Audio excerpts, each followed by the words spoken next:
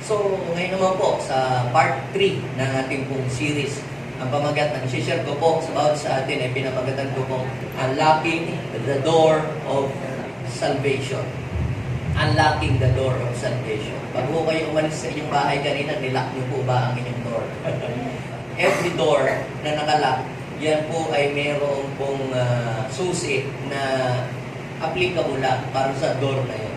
Kahit gamitin niyo ng gamitin ang iba't ibang mga susi, hindi yan mabubuksan unless na gamitin mo ang tamang susi.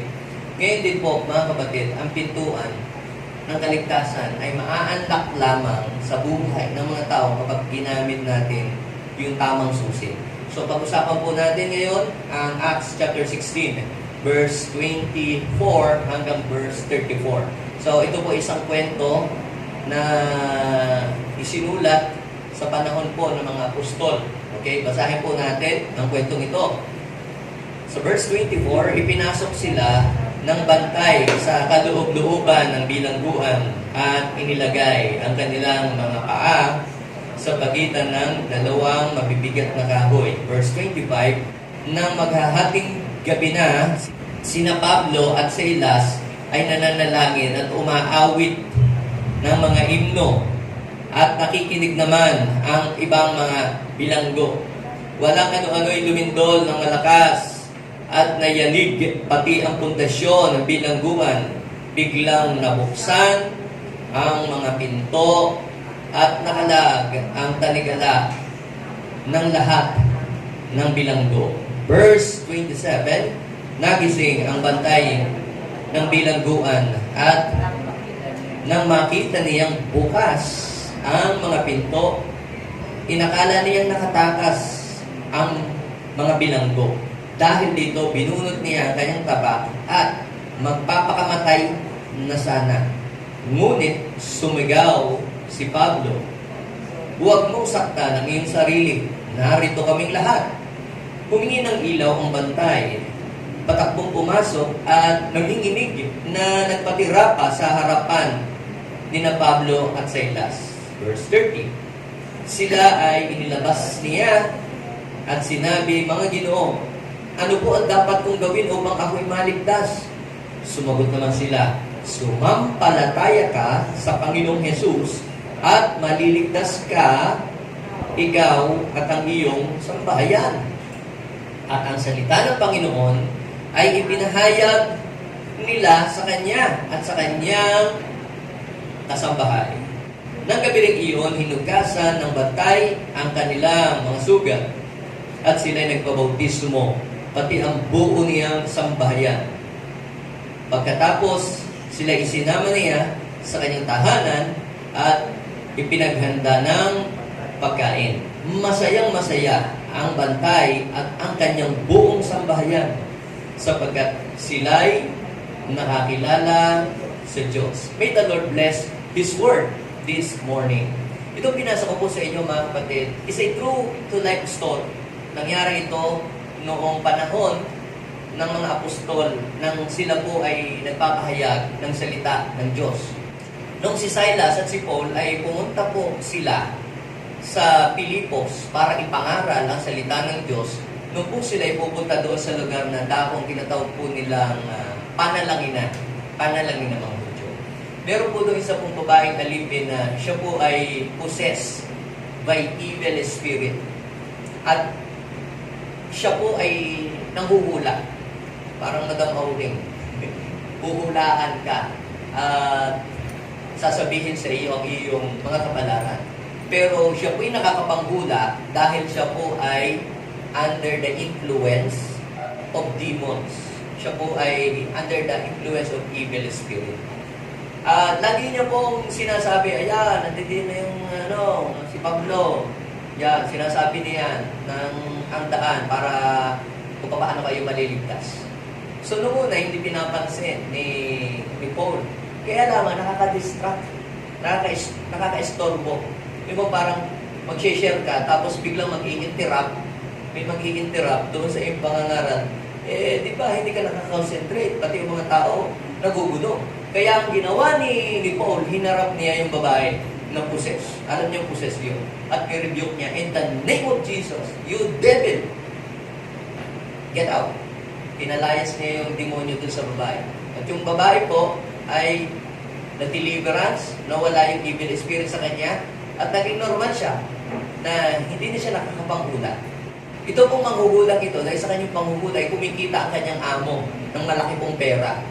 Imagine nyo po, lahat ng papasok doon sa city na yun, huhulaan niya. Tapos, bullseye, lahat ng kanyang mga hula.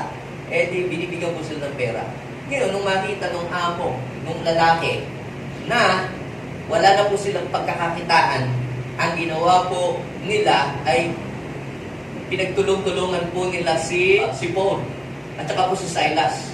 At sila po ay inaresto ng ICC. Hindi ho ICC. Kumuha doon. Yung mga otoridad. At sila po ay kinulong. Wala po silang kasalanan, wala po silang pinatay, wala po silang in-abuse, wala po silang mga ginawang anumang crime. Sila po ay hinuli dahil lamang po sa kanilang pangaral ng salita ng Diyos. So, dinala po sila doon sa bilangguan, sa kaloob-looban ng bilangguan. Tapos, ang kanila pong paa at ang kanilang kamay ay kinadinahan.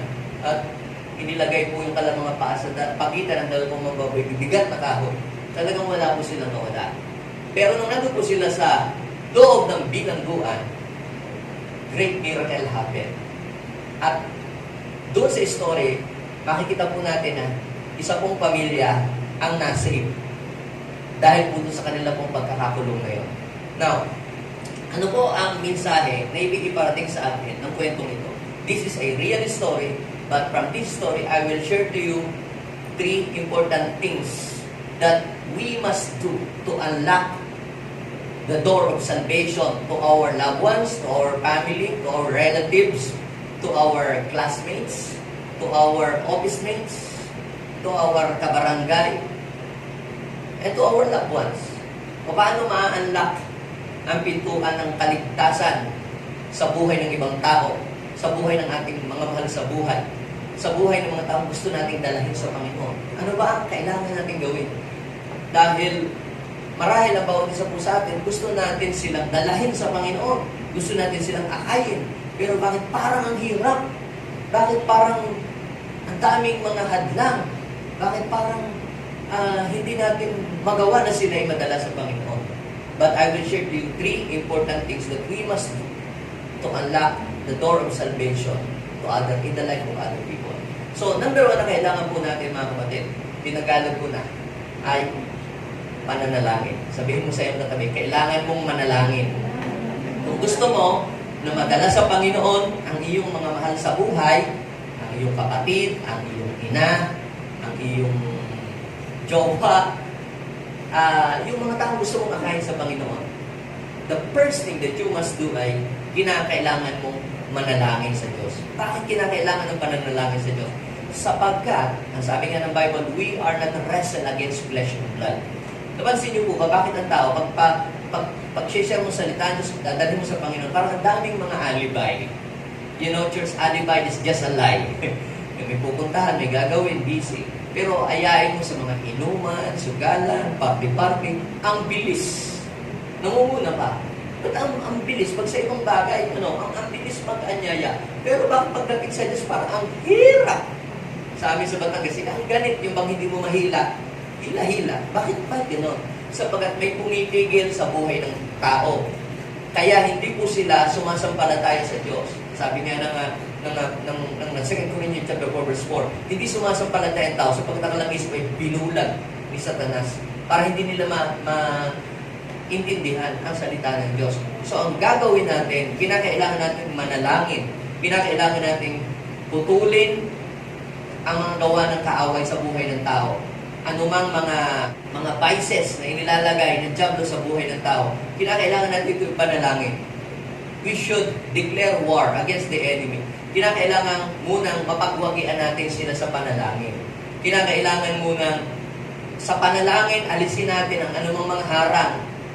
Sa panalangin, anuman yung mga kandado na inilalagay ng kaaway, kinakailangan yun ay ma-break lahat yun. Maaaring yan ay sakit, Maaaring yan ay mga ideology, wrong principle in life. Pwede rin mga religious spirit, pwede rin pride.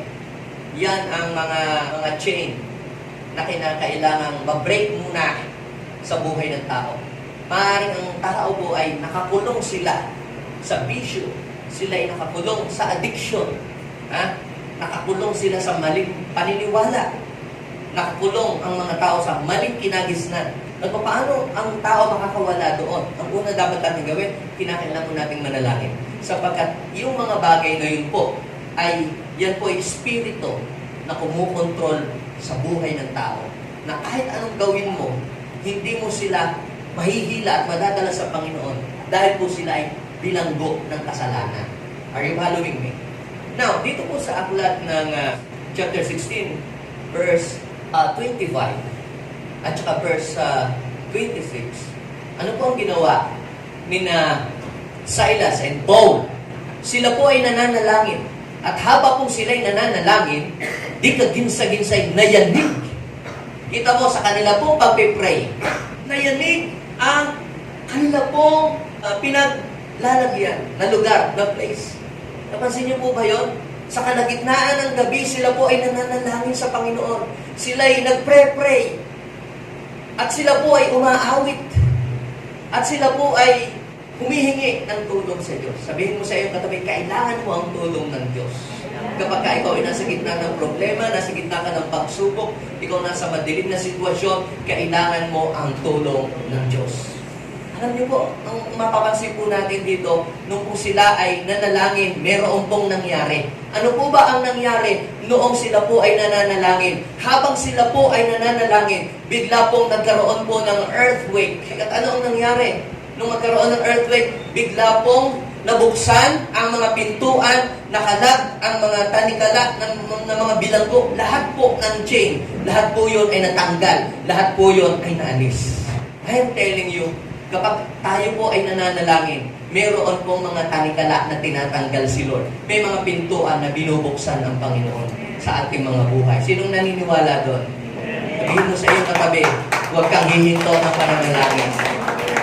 Yes.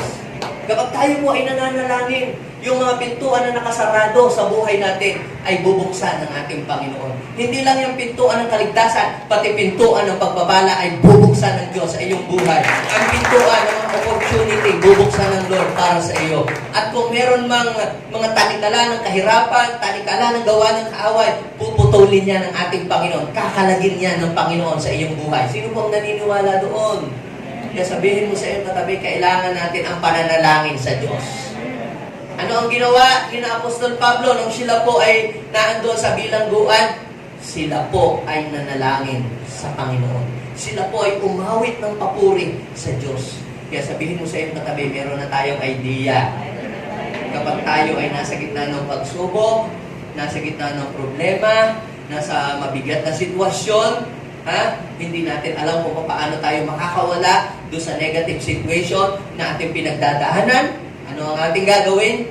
Tayo ay mananalangin muna, aawit at magpupuri sa Diyos. At pag nanalangin ka, nagpuri, umawit ka sa Diyos, bubuksan ng Diyos ang pintuan para sa iyo at kakalagin niya ang mga tanikala ng diablo, tanikala ng kadiliman sa iyong pamilya, sa iyong buhay. Amen? Palapakan natin ang Panginoon. Now, ang pangalawang bagay po na makikita po natin dito ay yung pong pananampalataya sa Panginoong Jesus. Pinakita po sa atin doon na kailangan nating manalangin. Sila po nanalangin sa Diyos. Si Silas, si Paul, nanalangin po sila sa Diyos. Makapansin po natin mga kapatid, may dahilan sila para hindi na sila mag-pray. Pwedeng sabihin lang, ako naman hindi makakapag-pray muna ngayon kasi nakatali ng aking kamay at paa. Pwede bang excuse muna ako, Lord, sa prayer? Alam niyo po, mga kapatid, kung kailan tayo may problema, kung kailan tayo may pagsubok at may kagipitan, doon mas malakas ang tulong ng Diyos kapag nag-pray ka at tumawag ka sa Kanya. Amen? Pangalawa, kinakailangan ng pananampalataya sa Diyos. Kailangan ng pananampalataya sa ating Panginoong Jesus.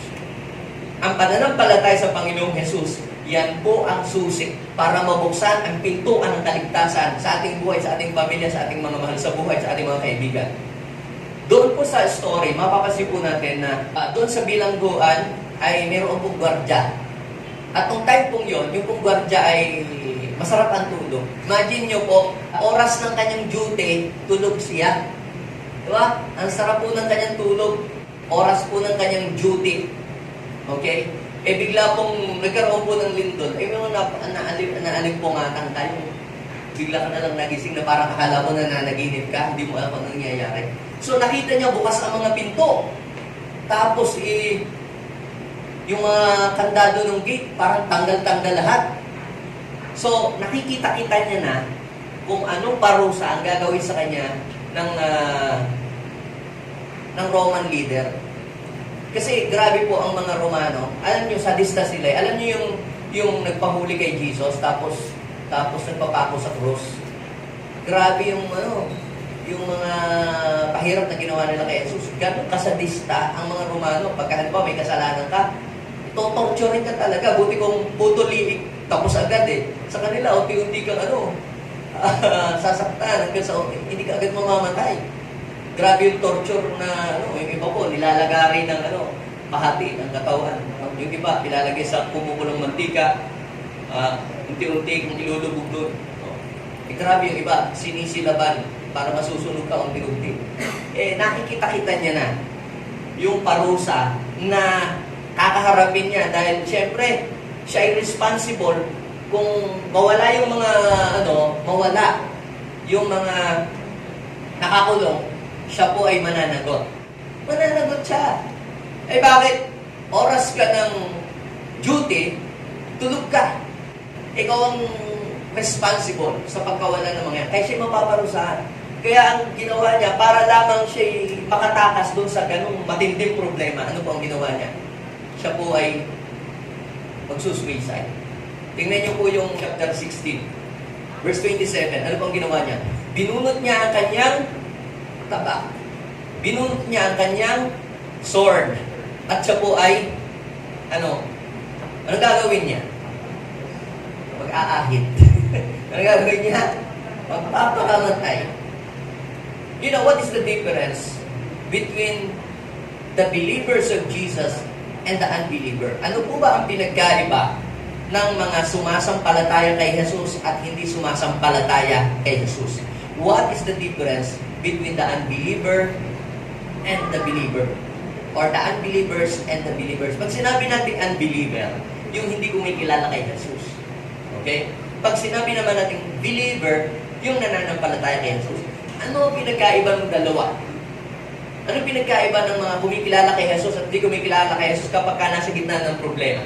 Yung mga kumikilala kay Jesus, yung mga kumikilala sa Diyos, kapag may problema, may pagsubok, may pinagdadaanan, may circumstances, ang unang-una nilang ginagawa, sila'y tumatawag sa Panginoon. Sila'y nananalangin. Sila'y humihingi ng tulong sa Diyos. Tama?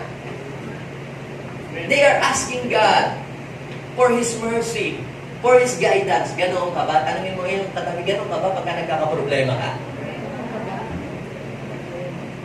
Kagaya ni Silas and ni Paul, nasa gitna sila ng problema. Nasa gitna sila ng matinding persecution, pero ang kanila pong ginawa, sila ay nag-pray sa Panginoon, sila ay tumawag sa Lord.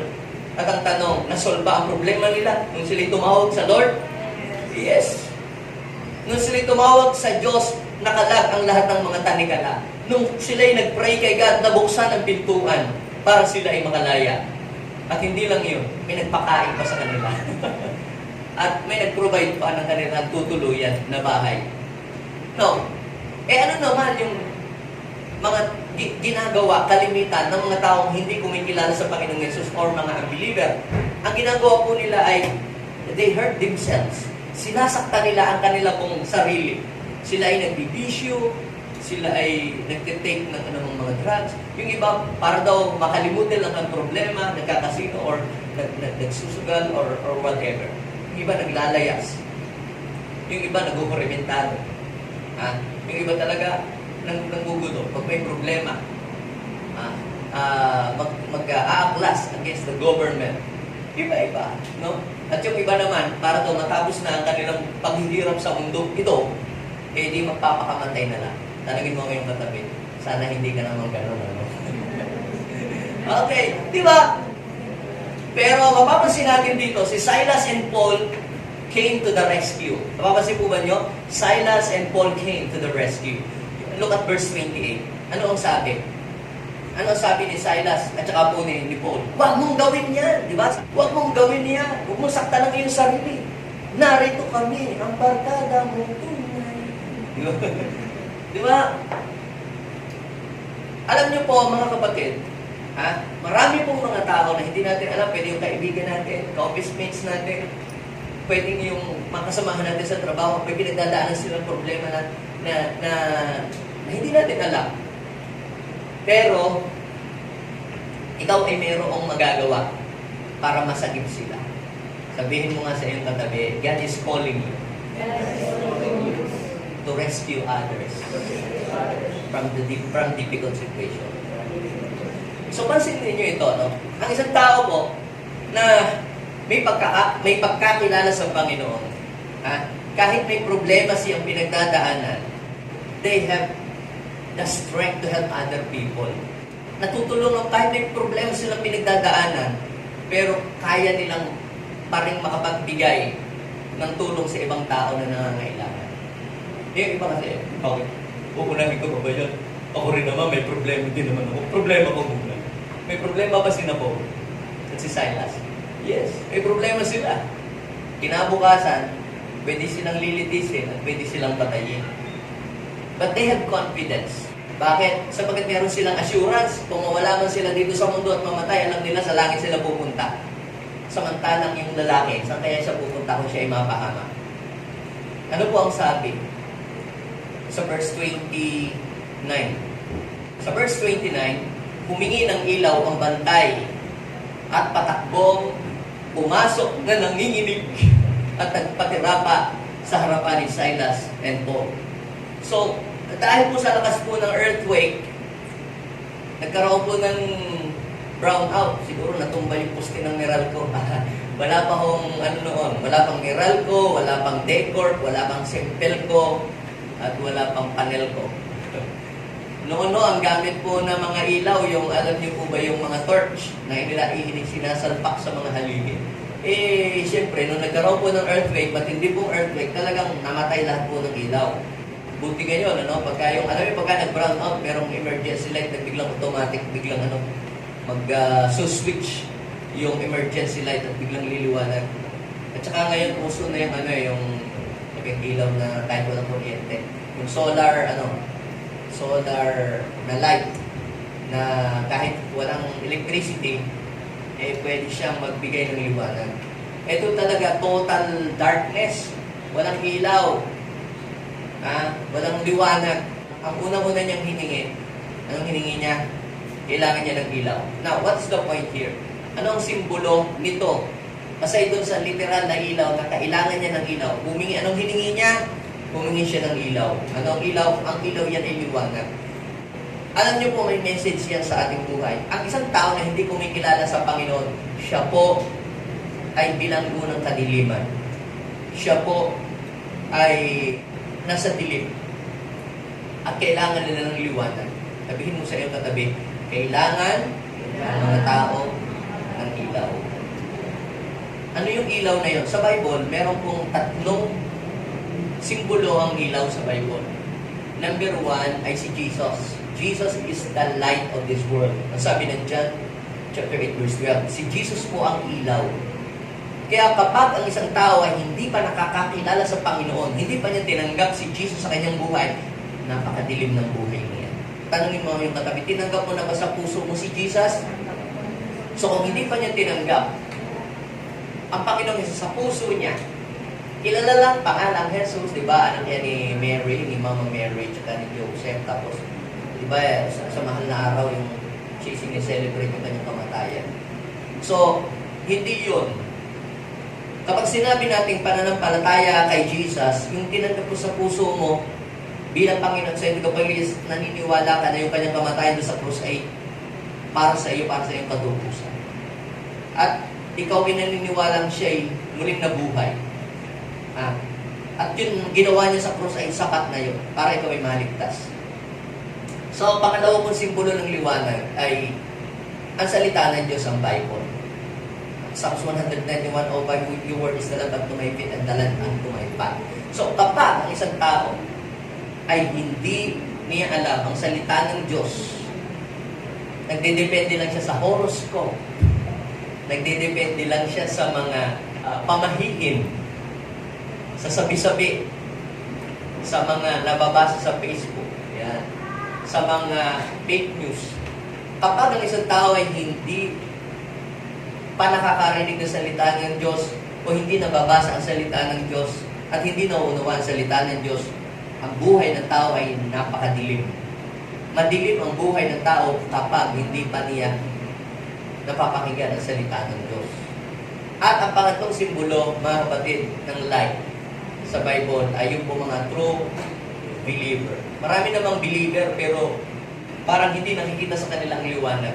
Tinatago nila yung liwanag nila sa ilalim ng takalan. Yung hindi nila isinishare si Jesus, hindi nila sinasabi na, ay, born again ka pala. Oh, ikaw pala umaten sa church. Hindi halata. Ang mga true believer, makikita mo sa kanilang buhay na sila'y nababago. No, wala na yung pagmumura, sila po ay nagpapahayag ng salita ng Diyos, ipinamumuhay ang salita ng Diyos, pinakikilala sa Jesus sa ibang tao. Yun ang true believer. At nagpapatuloy kahit may mga pagsubok at may problema, nagpapatuloy sa Panginoon, hindi tumatalikod. Yun ang true believer. At ang mga true believers, mga kapatid, sila po yung tinutukoy sa Bible, sa Matthew chapter 5 verse 14, that you are the light of this world. Sabihin mo sa iyo katabi, you are the light of this world. At yung word na yun, yung sangkatauhan, yung mga tao hindi pa nakakakilala sa Panginoon, kailangan po nila ng liwanag. Yung mga kaibigan natin na hindi pa na-born again, hindi pa tinanggap si Kristo sa buhay nila, yung hindi pa nakarinig ng salita ng Diyos, hindi minsan, na ang paniniwalaan ng nila mga pamahiin, yung mga kinamulatan, yung mga tinuro ng Kastila, pero hindi naman nabasa ang Bible. Yun ay mga nasa dilim. Kaya kinakailangan po nila ng liwanag, ng magpapaliwanag. Kaya sabi ng Bible, walang nagsisindi ng ilaw pagkatapos ilalagay sa ilalim ng higaan. Dapat ang ilaw ay ilagay sa dapat niyang kalagyan para mga maliwanagan yung mga nasa bahay. Anong ibig sabihin noon? Dapat ay magliwanag ang iyong buhay. Dapat obvious that you are true believer of Jesus. Dapat obvious, makita sa iyo, hindi lang pag Sunday. The way you talk, the way you act, the way ka mag-reasoning ay dapat ay nakikita sa iyo ang liwanag ng Panginoon. Ikaw ay lumalakad sa katotohanan. Now, nung ilabas po sina Silas at saka po si Paul, nanginginig, inilabas po sila dalawa. Takot na takot. Ano po ang sabi nung pong jailer doon sa dalawa? Mga Ginoo, ano po ang dapat kong gawin upang ako ay maligtas? Try to imagine that.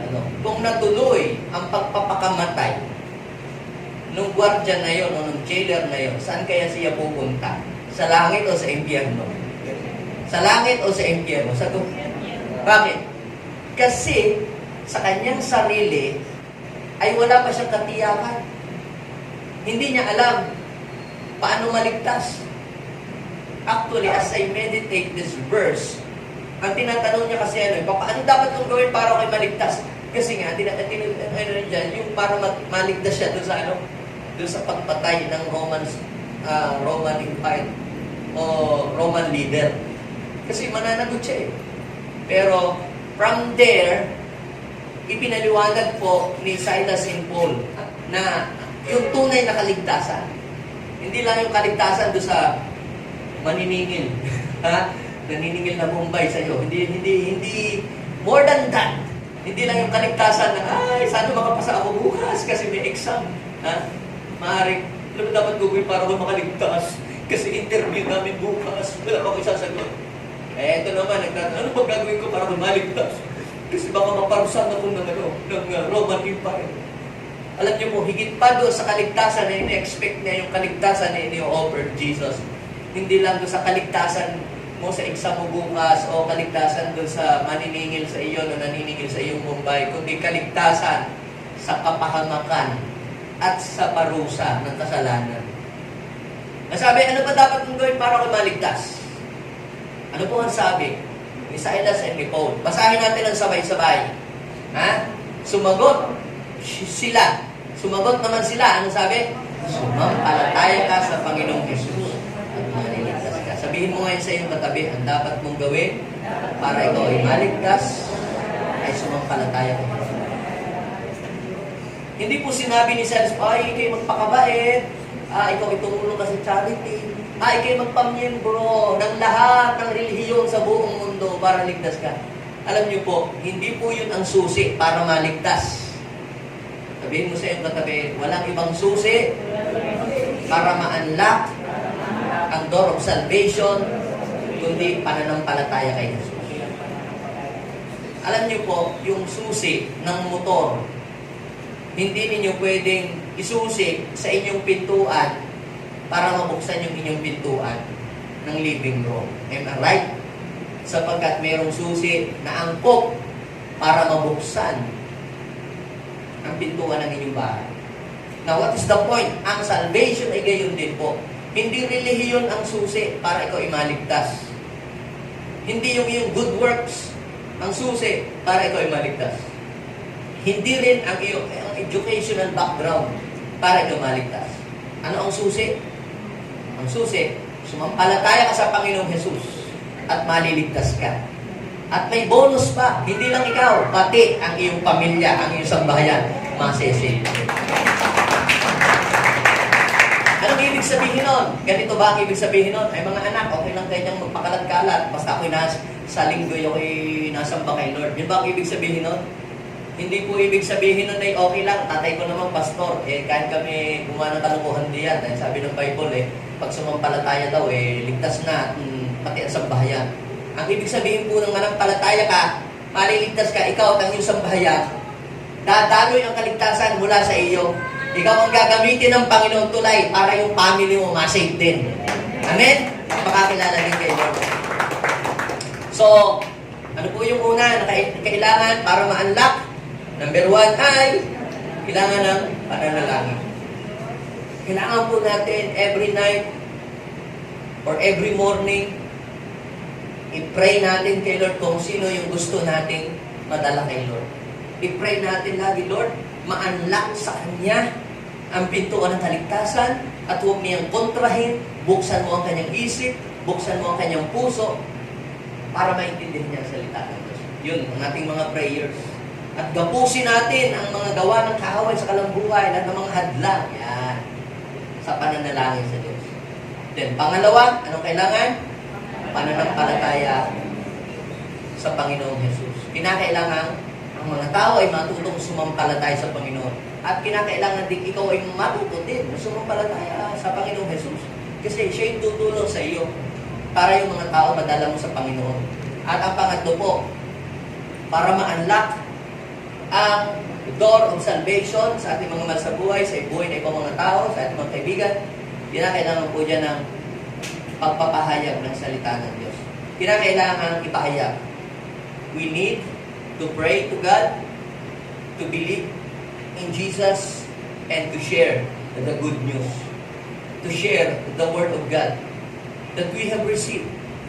Yung pong Word of God, ito yung truth, ito yung katotohanan. Itong salita ng Diyos, ito po ay katotohanan. Ito ang nagsasabi ng katotohanan patungkol sa Diyos. Ang Bible po ay hindi nagsisinungaling. Ito po ay totoo. Kaya dapat po natin itong ibahagi. Ngayon, uso na po ang mga fake news. Kalat po ang mga fake news. Huwag na ho kayong makidagdag pa sa pagpapakalat ng fake news. Share kayo ng share. Nagdagdag pa kayo sa pagpapadami ng fake news. Analyze. Hindi lang basta kayo nag-share. At para hindi kayo ma-fake news, ihayag natin ang salita ng Diyos. Ang salita ng Diyos, hindi po ito fake news. Ito po ay katotohanan. Kapag ito ay inyo pong shinare sa ibang tao, mabubuksan ang pintuan ng kaligtasan sa kanilang buhay. Look at verse 32. Anong sabi? At ang salita ng Panginoon ay ipinahayag nila sa Kanya at sa lahat ng nasa Kanyang bahay. So, hindi natapos doon sa sumampalataya ka sa Panginoon at maliligtas ka, ikaw at ang buo mo sa bayan. Hindi natapos doon. Kailangan pala na ang salita ng Diyos ay ipahayag, dalahin sa bahay. Kaya sino po dito ang meron ng ginagawang mga pagpapahayag ng salita ng Diyos sa kanilang mga tahanan? Ibig sabihin, pag ikaw ay may gawain ng Panginoon sa iyong bahay, you are creating or giving a special place for the people to come before God. Ikaw ay nagbibigay ng space or place para ang mga tao ay mapalapit sa Panginoon. Kapag ibinukas mo ang tahanan, para ang salita ng Diyos ay pag-aralan nito at mapag-usapan, you are giving a place, creating a place for other people to come before the Lord. Kapag sinarado mo ang iyong tahanan, salita ng Diyos, hindi lang yung tahanan mo ang iyong sinarado, kundi sinarado mo din ang pintuan ng kaligtasan sa iyong pamilya at sa ibang tao din na po pwedeng makarinig ng salita ng Diyos. So, hindi natapos doon sa manampalataya ka sa Panginoong Jesus at maliligtas ka, ikaw ang isang bayan, and then bye-bye. Hindi po natatapos doon. Shinare po ni Silas and Paul ang salita ng Diyos. Gayon din naman, mga kapatid, na-unlock lamang ang pintuan ng kaligtasan sa buhay natin noong mayroong nag-share sa atin ng Word of God. Doon pa lamang nabuksan ang pintuan ng kaligtasan. Kasi doon natin naunawaan, ang Diyos pala, nagpapatawad kahit gano'ng kalaking kasalanan ng tao. Ang Panginoon pala, nagpapagaling kapag ikaw ay lumapit sa Kanya. Ang Panginoon pala ay nagpapala. Ang Panginoon pala ay nagliligtas. So doon palang nabuksan ang iyong isip. Doon mo palang naintindihan ang plano ng Diyos sa iyong buhay. Kailan yun? Noong may nag-share sa iyo ng Word of God. So, kinakailangan din po natin na ipagamit ang ating sarili, i-share natin yung mabuting balita. Ay wala akong alam mga bersikulo, kapitulo, pastor. Ang mabuting balita ay yung i-share mo sa iba kung ano yung ginawa ng Panginoon sa iyong buhay. Ikaw ba ay binigyan ng Diyos ng trabaho? Ikaw ba ay pinalaya ng Panginoon sa mga sakit karamdaman? O ikaw ba ay binago ng Diyos? Mabuting balita o masamang balita? Pautang mo naman Mars, ako masamang balita yan. Pero alam mo, may good news ako sa iyo. Ano ba ang good news? May magandang plano ang Diyos sa iyong buhay. Kapag lumapit ka sa Kanya, papaguhin ka niya, at ikaw ay Kanya tutulungan sa iyong mga problema. Makakawala ka dyan sa iyong sakit. Makakawala ka dyan sa iyong sitwasyon na yan. Let us share the good news. Hayaan nyo na lamang ho ang mga ABS-CBN, hayaan nyo na lang yung mga ibang tao ang mag-share ng mga kung ano-ano. Dahil buti kung vlogger kayo, bawat share ninyo ng video, kikita kayo. Di ba? Hindi naman kayo vlogger. Ang gawin po ninyo, ang i-share na lang natin ay ang salita ng Diyos. Sa last part ng ating message, pag-uusapan natin yung the blessing of bringing people to God. So, pag-usapan natin to. Ang ginawa po ni Silas and Paul, sila po, shinare po nila ang salita ng Diyos. Sinabi po nila ang katotohanan doon sa tao na iyon, na hindi pa nakakaalam ng salita ng Diyos. Then, what happened? Ito pong mama na ito, na jailer, pag binasa nyo, 33, hinugasan po ng jailer yung kanyang po mga sugat. At pagkatapos, ano ang nangyari? Nagpabautismo po ang kanabong family. Tanda, yung baptism, water baptism is a sign na talagang tinanggap nila si Jesus at handa silang talagang maging tagasunod ni Jesus. Yun po ay sign na they are willing to follow Jesus at ang kanabong pamilya. At alam niyo po, pagkatapos po noon, isinama po sa bahay. Isinama po sa bahay. Tapos, pinakain pa si Paul. Kita nyo? Nasolve ang problema ni Paul nung sila ay manalangin. Tama?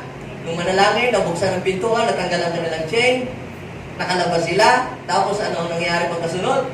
May nag-provide pa ng food para sa kanila. Kita nyo yun? Kaya sabihin mo sa iyong katabi, pag may problema ka, gagayahin natin si Paul. Hindi yung jailer. Ha? Nag-iisip ka na martailit, lubi, tulay. Ha? Tapos, ano po ang sabi? Ang sabi, masayang masaya ang bantay at ang kanyang buong sambahayan. Bakit? Sapagkat sila daw po ay nakakilala si Jesus. Sino ditong masaya dahil nakilala niya si Jesus sa kanya? Palakpakan natin si Lord. Alam nyo, kung hindi natin nakilala si Lord ngayon, nasaan na kaya tayo? Baka wala tayong hope sa buhay, walang direction, hindi natin alam kung saan tayo patutungo. Alam nyo mga kapatid, noong dumating ang salvation sa family ng jailer, ang dalawang pangunahing bagay ang naranasan ng kanyang pamilya. Ang una po ay yung tunay na kagalakan. Sabihin natin, real joy. Try to imagine that. If Silas and Paul did not came to the rescue, hindi niya ni-rescue yung jailer na yon. Baka nung oras na yon, pagluluksa ang nangyayari doon sa bahay. Tama, mali. Nagluluksa yung pamilya ng jailer. Bakit? Naku, si nanay, wala kang tsura, paano na kami mabubuhay? Namatayan sila ng padre di pamilya sana. Pero dahil may nag-rescue na isang taong nakakakilala sa Panginoon, kaya ano pong nangyari? Instead, nakalungkutan at pagdadalamhati, God turned their sadness into gladness. Tunay na kagalakan. Sabihin natin, masaya ang buhay ng mga nakakakilala sa Diyos. Talaga, Pastor, di wala na akong problema. Hindi ko sinabi walang problema. May problema, pero kahit mayroong problema, meron tayong kagalakan. Dahil alam natin, malalampasan natin ang problema ngayon sa tulong ni Lord. Amen? At pagkatapos ng may reward si Lord sa atin, hindi katulad ng hindi kumikilala sa Diyos. Akala natin ito lang katapusan ng buhay natin. Kaya lugod-lugod ang ating buhay pagka may problema. Alam niyo po, ang aming natutunan dito, pag may problema, excited kami lahat. Bakit? Dahil alam namin, pagkatapos ng problema yun, may malaking blessing na ibibigay si God. Diba? Diba sabi ng Bible, magala kayo kapag kayo ay dumadaan sa pagsubok dahil pagkatapos ninyo mapagtagumpayan ang pagsubok na yan, kayo ay tatanggap ng reward. The greater the problem, the greater the reward. Kung gaano kalaki ang problema na hinaharap mo ngayon, congratulations, ganyan din kalaki ang pagpapala, ang reward, ang blessing na ibibigay sa iyo ng Lord. Amen? Amen. At ano po, yung pangalawa, yung tunay na kaligtasan. Nakilala nila ang Panginoon. Ha? Hindi lang po ito kaligtasan doon sa parusa ng Roman leader, kundi ito ay kaligtasan higit sa lahat ng kanyang kaluluwa at ng kanyang samba. Sila ay may buhay na walang hanggan sa piling ng Panginoon. Mga kapatid, gusto ng Diyos na ma-unlock sa atin ang kaligtasan sa ating buhay. Sino dito gusto niyang ma-unlock ang kaligtasan sa buhay niya? Ibig sabihin ito tabi, hindi lang pintuan ng kaligtasan, kundi pintuan ng pagpapala at pabor ng Diyos ang bubuksan niya ngayong araw na ito sa buhay mo. Amen? Tayong lahat ay tumindig. Yes, Father God, thank you so much. We believe that today, hindi lamang pintuan ng kaligtasan ang gusto mong ma-unlock sa aming buhay. Higit sa lahat, ma-unlock din ang lahat, Panginoon, ng resources na kailangan namin para magamit namin ito para ang mga tao ay madala namin sa inyo. Yes. Today, we will pray together. Yes. At hindi lamang pintuan ng kaligtasan ang mabubuksan, kundi yung pintuan ng mga resources na kailangan natin para magamit natin sa pagliligtas ng mga tao. Yes, yes, yes. Kung paano binuksan ng Diyos ang pagpapala sa kanilang buhay, buksan din ng Diyos ang pintuan ng pagpapala para sa ating buhay at ibubuhos niya sa ating lahat. Abba Father, today, we are here. Inaamin namin, O Lord, kami po ay nangangailangan ng kalayaan, nangangailangan po kami ng liwanag, nangangailangan po kami ng tagapagligtas. Kung ikaw yun, today is your day. Today is the day of your salvation. Not tomorrow, not next month, not next year. Today is the day of your salvation. Today is the day of your breakthrough. All you have to do is to come before the Lord. Hindi ko alam kung ano yung tanikala. Maaaring ikaw ay bondage ng mga habits, ng mga bisyo, uncontrolled sin. Gusto mo nang makawala sa mga bagay na yan. Meron ka pang pag-asa, lumapit ka kay Jesus. Kumonek ka sa Kanya, matutulungan ka niya. Abba Father, God, we are connecting ourselves to you. Connect mo ang iyong buhay kay Lord ngayon.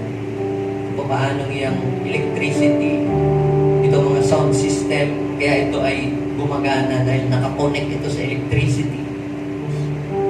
Kaya din ang iyong buhay upang yan ay magkaroon ng maging useful. Kailangan i-connect mo ang iyong buhay kay Lord. Yes. Yes. Connect yourself to Him. Lord, sa oras na ito, sa aming paglapit sa inyo, kalagan mo ang mga taong mayroong mga tanikala sa kanilang buhay. Ito man ay tanikala ng kahirapan, tanikala ng kasalanan, tanikala ng sakit, tanikala ng mga old beliefs. Today, Lord, use your power, O God, to release upon your people. Yes. Yes. Ikausapin mo ang Panginoon, sabihin mo sa Kanya, Lord, gusto ko pong makawala sa sitwasyon na ito ng buhay. Gusto kong mayroong mabago sa akin. Gusto pa kitang makilala. Gusto ko pang mapalapit sa inyo ng lubusan. Tulungan niyo po. Sa mga tao namang nandito na alam mo na you are saved. Ipag-pray mo ngayon. Pag-pray mo ngayon na ma-unlock ang door of salvation sa iyong mga mahal sa buhay, sa iyong mga relatives, to your loved ones, to your children, to your parents, to your office mates, to your classmates. Maaaring hindi mo pa alam kung paano yun mangyayari. Basta manalangin ka muna ngayon, yun muna yung gawin. God, unlock the door of salvation. Unlock the door of salvation. Yes. Yes. Pwede bang ilagay natin ating kamay sa ating puso sa oras na ito? Mag-pray po tayo. Pray this prayer. Repeat after me with all your heart. Sabihin po natin, Panginoong Jesus, salamat po dahil binuksan mo ngayong oras na ito ang pintuan ng kaligtasan para sa aking buhay. Naniniwala ako, Panginoon, na walang ibang susi upang maayos ang buhay ko kundi manampalataya sa inyo. Sinusuko ko sa iyo ang aking buhay. Ako po ay nagpapakumbaba At inaamin ko na wala akong magagawa kung ako ay hiwalay sa iyo. Panginoong Jesus, linisin niyo po ang aking buhay. Patawarin niyo po ako sa aking mga kasalanan. Hugasan niyo po ako sa aking mga kamay. Mula ngayon, maghari ka sa buhay ko, tinatanggap kita bilang aking tagapagligtas. At gamitin mo po ako para maligtas din ang iba. Gawin mo po akong pagpapala. At bigyan mo rin po ako ng lakas ng loob na ma-share ko yung mga ginawa mo sa akin para naman maligtas din ang iba. Sa pangalan ni Jesus. Amen. Ako na lang ang mag-pray. Lord, bless your people today. Iyan mo po, Panginoon, ang salita. Narinig po nila ay itatak po ito sa kanilang puso at isipan. Tulungan niyo po kami maging katulad kami ni Silas at ni Paul na sila po agad ay nagpagamit sa inyo para ang isang pamilya na walang pag-asa at mapapahamak ay maligtas. Gamitin mo rin kami kagaya ni Silas and Paul para maligtas ang buhay ng ibang tao at i-bless mo ang buhay ng mga taong patuloy na nag-aakay ng mga maraming tao sa iyong harapan. This is our prayer in Jesus' name. Amen.